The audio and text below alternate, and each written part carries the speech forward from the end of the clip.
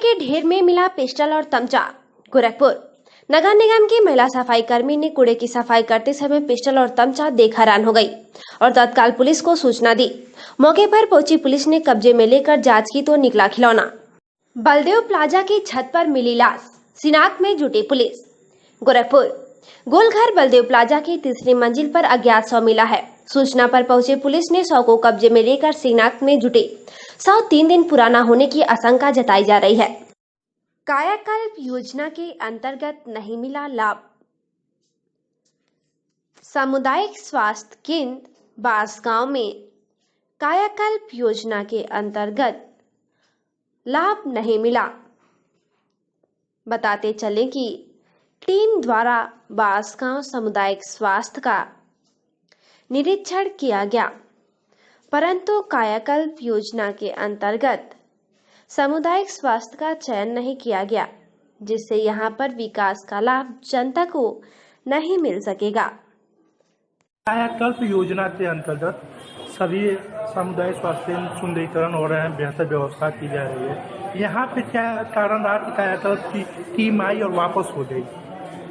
वो कायाकल्प टीम के तहत जो है उनके कुछ मानक हैं, जिन मानकों पर वो स्वयं तय करते हैं और उसके बाद वो गैप एनालिसिस करके करते हैं। उनकी गैप एनालिसिस जैसे आ जाएगी उसको देख करके किया जाएगा। अवैध देसी तमचा व कारतूस के साथ अभियुक्त गिरफ्तार। वरिष्ठ पुलिस अधीक्षक जनपद गोरखपुर के कुशल निर्देशन में पुलिस अधीक्षक ग्रामीण दक्षिणी के मार्गदर्शन में व क्षेत्राधिकारी गुला के पर्यवेक्षण व थानाध्यक्ष गोरखपुर के कुशल नेतृत्व में ग्राम बेली खुर्द में रतनपुरा मोड़ के पास से बरामदगी एक अदद नाजायज तमचा 315 बोर व एक अदद जिंदा कारतूस 315 बोर व गिरफ्तारी एक नफर अभियुक्त के आधार पर थाना स्थानीय पर मुकदमा संख्या 116/2022 धारा 3/25 आर्म एक्ट से पंजीकृत किया गया। अभियुक्त को माननीय न्यायालय सदर जनपद गोरखपुर के समक्ष प्रस्तुत किया जा रहा है। देर शाम दूसरे भाई शिवम का भी मिला शव। गोला ब्लॉक के ग्राम निवादा निवासी वंश बहादुर यादव के 2 पुत्र शुभम 22 वर्ष व शिवम 20 वर्ष रविवार को बारानगर सरयू नदी घाट पर स्नान करने गए थे। स्नान करते समय एक का पैर फिसला, दूसरा उसे बचाने के लिए आगे बढ़ा कि दोनों लड़के साथ में डूब गए। अगल बगल स्नान करने वालों में कोहराम मच गया। सूचना मुकामी पुलिस को दी गई। गोला पुलिस घटनास्थल पर पहुंचकर डूबे हुए लड़कों को खोजवान का कार्य शुरू कर दिया है। सोमवार की सुबह काफी प्रयास के बाद बड़े लड़के शुभम का शव बिसरा गांव के पास नदी में बरामद हुआ है। शिवम के शव का तलाश जारी है। देर शाम शिवम का भी शव मिला, जिसको पुलिस ने कब्जे में लेकर पोस्टमार्टम के लिए भेज दिया है। सीजेएम के आदेश वापसी तक जारी रहेगा क्रमिक अनशन। बांसगांव सिविल बार एसोसिएशन के अध्यक्ष यशवंत सिंह व कोषाध्यक्ष अभय सिंह के नेतृत्व में जिला जज सीजेएम गोरखपुर के आदेश के खिलाफ एससीजेएम कोर्ट के बाहर क्रमिक अनशन करते हुए जोरदार प्रदर्शन किया। उच्च न्यायालय के आदेश अनुसार गगहा और खजनी थाने की फौजदारी मुकदमे की सुनवाई बांसगांव वाह न्यायालय के अंतर्गत देखने का आदेश जारी किया, जिसके आदेश का पालन करने के लिए सीजेएम गोरखपुर द्वारा सभी फाइलों को बांसगांव वाह न्यायालय में भेजने का पत्र जारी किया। गोरखपुर के अधिवक्ताओं के दबाव में आकर सीजेएम गोरखपुर द्वारा अपने आदेश को स्थगित कर दिया गया, जिसके विरोध में बांसगांव के अधिवक्ताओं द्वारा 5वां दिन क्रमिक अनशन की शुरुआत की गई और एससीजेएम बांसगांव के कोर्ट के बरामदे में प्रदर्शन किया गया। गगहा से गायब 3 युवतियां मिली। गगहा गोरखपुर गगहा क्षेत्र के एक गांव से 5 दिन पहले गायब हुई तीनों लड़कियां पूर्व दिल्ली के मंडावली थाना क्षेत्र से बरामद हो गई हैं। पुलिस की सूचना पर लड़की के परिवारजन उसे लेकर वापस गोरखपुर आ गए हैं। गगहा क्षेत्र के एक गांव से 31 मई मंगलवार की शाम एक ही परिवार की 3 लड़कियां गायब हो गई थी। इसमें से 2 सगी बहनें और 1 चचेरी बहन है। घर वालों ने बुधवार को मुकामी थाने में गुमशुदगी दर्ज कराई थी। इलेक्ट्रॉनिक सर्विलांस के जरिए पुलिस को दिल्ली में लड़कियों की लोकेशन मिली। लोकेशन मिलते ही गोरखपुर पुलिस लड़कियों के पिता और करीबियों के साथ दिल्ली के लिए रवाना हो गई। दिल्ली पुलिस के सहयोग से गायब लड़कियों को दिल्ली के मंडावाली क्षेत्र से बरामद किया गया। डॉक्टरों की व्यवस्था, कर्मचारियों की भवन की व्यवस्था की जाएगी। सामुदायिक स्वास्थ्य विभाग बांसगांव में डॉक्टरों, चतुर्थ श्रेणी के कर्मचारियों सहित तमाम पद रिक्त पड़े हुए हैं, जिससे लोगों को भारी असुविधा का सामना करना पड़ता है। वहीं पर कर्मचारियों का आवास भी जर्जर हो गया है, जिससे लोगों को भारी असुविधा का सामना करना पड़ता है। बताते चले कि सामुदायिक स्वास्थ्य विभाग बुनियादी सुविधाओं का भारी अभाव है। चिकित्सकों का अभाव के लिए ही है शासन को पत्र लिखा गया है, जैसे चिकित्सक आएंगे उनकी तैनाती कर। कर्मचारियों का जो जर्जर आवास है, जिसमें लोग अपनी जान हथेली पे रख के रह रहे हैं, उसको भी रेनोवेशन की कार्यवाही चल रही है। जल्द ही होगी एम्बुलेंस की नीलामी। सामुदायिक स्वास्थ्य केंद्र बांसगांव पर बेकार पड़े एम्बुलेंस की जल्द ही नीलामी होगी। इस संबंध में सीएमओ से बात की गई तो उन्होंने बताया कि इसकी कार्रवाई के लिए कार्य किया जा रहा है। जल्द से जल्द ही एम्बुलेंस की नीलामी की जाएगी। इस बात के न तो नीलामी हो पा रही है, न तो उसको यूज किया जा रहा है। ये सब कंडम होने के प्रोसेस होते हैं, इनकी प्रक्रिया में रहते हैं। इस प्रक्रिया में तमाम तरह की टेक्निकल जरूरतें होती हैं, वो जैसे जैसे पूरी हो जाएंगी वैसे कंडम हो जाएंगे। सब्जी और फलों को लेकर सरकार को पॉलिसी लाने की आवश्यकता।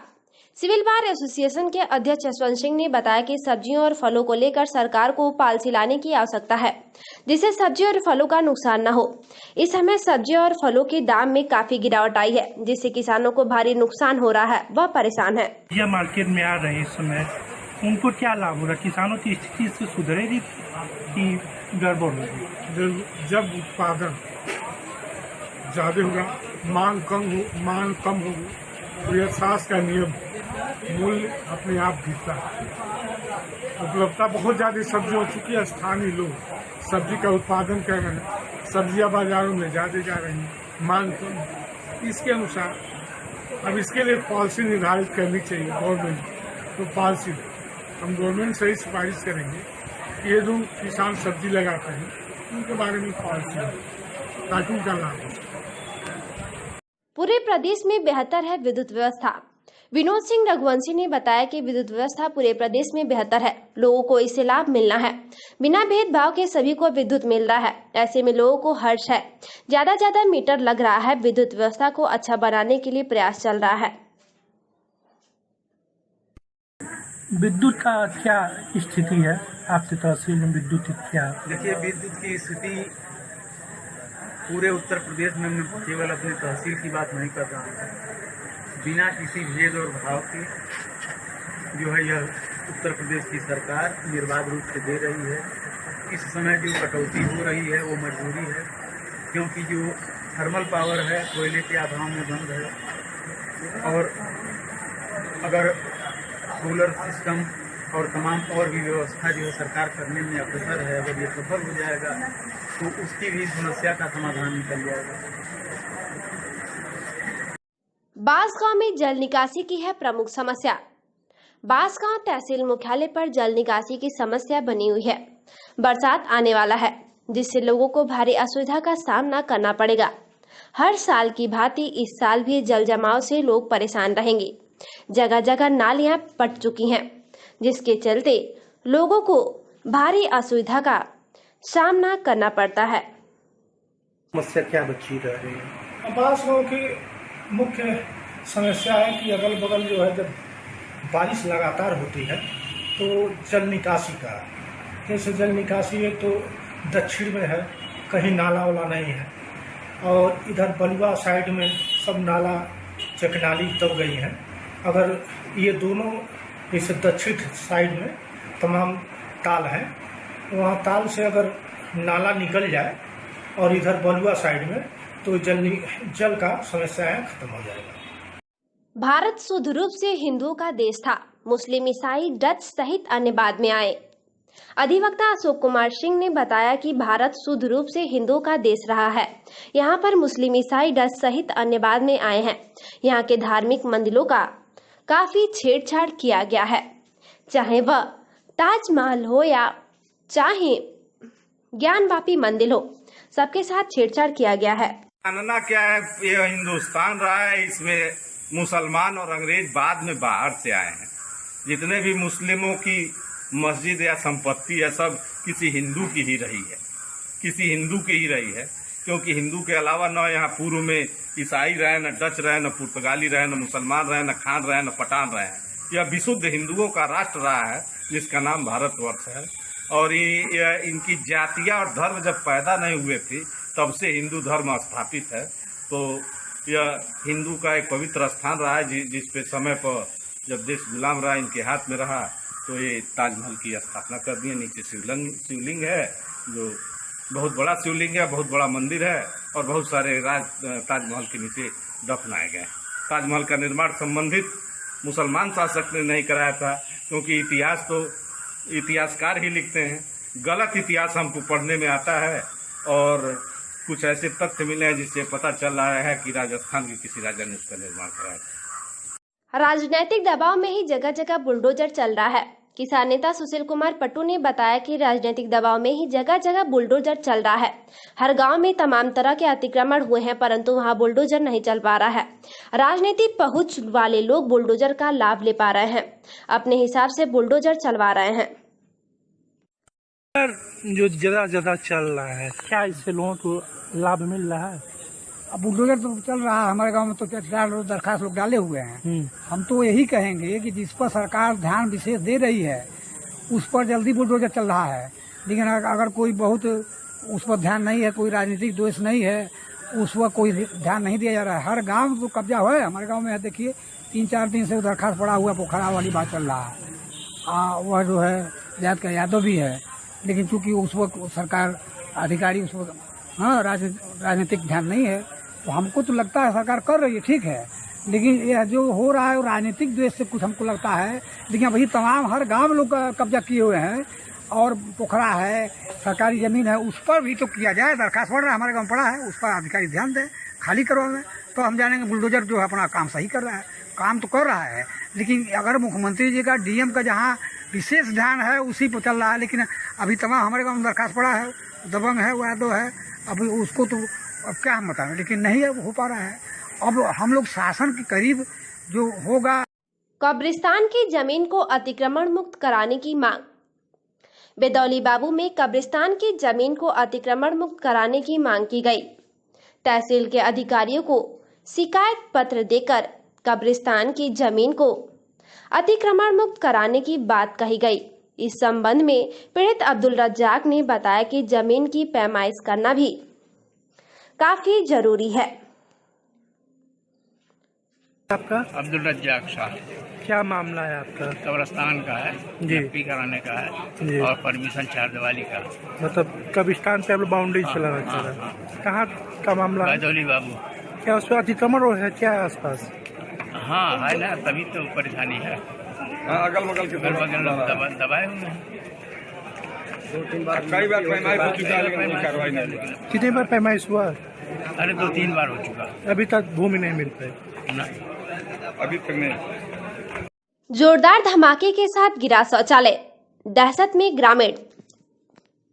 गोला थाना क्षेत्र के ग्राम सिगहा पटखौली में अचानक एक धमाके से पूरे गांव में अफरा तफरी मच गई। धमाके के बाद पूरा शौचालय भरभरा कर गिर गया। बताया जा रहा है कि लहरी पाठक पुत्र हरिशंकर पाठक के घर के दक्षिण तरफ उन्होंने अपना एक शौचालय बनाया, जिसमें आज दोपहर में एक जोरदार धमाका हुआ, जिसमें शौचालय की दीवार सहित छत गिरकर ध्वस्त हो गया। मौके पर गोला पुलिस पहुंचकर जांच कर रही है, पर अभी तक कुछ पता नहीं चल पाया। लहरी पाठक ने बताया कि दोपहर में लगभग 1:30 बजे के आसपास ये घटना हुई, जिससे मेरा पूरा शौचालय गिरकर ध्वस्त हो गया है। कलश यात्रा के साथ शुरू हुआ 7 दिवसीय श्रीमद् भागवत कथा। गोला गोरखपुर। गोला तहसील क्षेत्र में स्थित पीएच इंटरनेशनल पब्लिक स्कूल कुशलदैया उरुआ में सोमवार से शुरू हो रहे श्रीमद् भागवत कथा के प्रथम दिन ढोल ताशे और हाथी घोड़ा के साथ निकाली गई भव्य कलश यात्रा, जिसने 101 पीत वस्त्र धारण किए कन्याएं सर पर कलश रखकर चल रही थी। कलश यात्रा का शुभारंभ स्कूल से निकलकर पूरे आसपास के गांव का भ्रमण करते हुए उरुआ चौराहे होते हुए गायत्री माता मंदिर पर पहुंची। इस मौके पर स्कूल के प्रबंधक व आयोजक मनोज कुमार उमर वैश्य ने बताया कि पहले दिन कलश यात्रा के साथ कथा वाचक अंतर्राष्ट्रीय ज्योतिष सम्राट राघव ऋषि महाराज जी के द्वारा 7 दिनों तक कथा का रसपान कराया जाएगा। मुख्य यजमान मनोज कुमार उमर वैश्य, भाजपा जिला कोषाध्यक्ष सतुदन कसोजन, संगीता गुप्ता, गायत्री देवी, अभिनव अन्ना, श्याम नारायण दुबे सहित अन्य लोग मौजूद रहे। स्वास्थ्य शिविर में 150 मरीजों की हुई जांच, निःशुल्क बटी दवाइयां। गोला गोरखपुर। प्रधानमंत्री नरेंद्र दामोदर दास मोदी के 8 वर्ष के कार्यकाल पूर्ण करने के उपलक्ष्य में भाजपा की नरहरपुर मंडल की महिला मोर्चा अध्यक्ष सत्या शाही की अध्यक्षता में सोमवार को प्राथमिक विद्यालय केंद्र मिश्रौली में स्वास्थ्य जांच शिविर का आयोजन किया गया। शिविर में स्वास्थ्य केंद्र के प्रभारी डॉक्टर अतुल कुमार गुप्ता व उनकी टीम द्वारा राधिका, सरिता, कमलावती, रमेश, अशोक, राजेश, अमित, श्याम, राजकिशोर, अंकिता, रूपेश गिरधारी सहित 150 लोगों के स्वास्थ्य की जांच की गई, जिसमें बच्चे भी शामिल थे। अधिकांश मरीज उल्टी, दस्त, एलर्जी, बुखार, खून की कमी और सर्दी जुकाम से पीड़ित थे। इस दौरान फार्मासिस्ट जेके सिंह, वार्ड बॉय राम मिलन गुप्ता, भाजपा नेता रुद्रेश तिवारी, रजनीश तिवारी, पवन तिवारी, रामधार मणिशंकर तिवारी, भोलू तिवारी सहित अन्य लोग उपस्थित रहे। सीएम व विधायक की दीर्घायु के लिए की गई कामना। गोला गोरखपुर। उपनगर बहलगंज के पवारी महाराज की कुटी पर पुरुषोत्तम जायसवाल द्वारा हवन पूजन उत्तर प्रदेश के मुख्यमंत्री योगी जी आदित्यनाथ के जन्मदिन और चिल्लोपार के विधायक राजेश त्रिपाठी की शादी के वर्षगांठ के अवसर पर उनके स्वस्थ जीवन व लंबी आयु की कामना के साथ भाजपा नेता महेश कुमार के नेतृत्व में किया गया। इस दौरान भाजपा नेता राजीव पांडे, धर्मेंद्र तिवारी, विजय वर्मा, गंगा तिवारी, लक्ष्मी नारायण गुप्ता, मंटू चौबे, प्रधान प्रतिनिधि पंदीप सिंह, डॉक्टर सुनीता सिंह, हरीश चंद, सोनी, शिवम गुप्ता, प्रकांत, उमर राजकुमार, भारती, बबलू तिवारी, राजीव निगम, वीरू गुप्ता, अजय वर्मा, यतेंद्र नाथ त्रिपाठी, प्रमोद जायसवाल के अलावा बड़ी संख्या में महिलाएं भी मौजूद रहीं।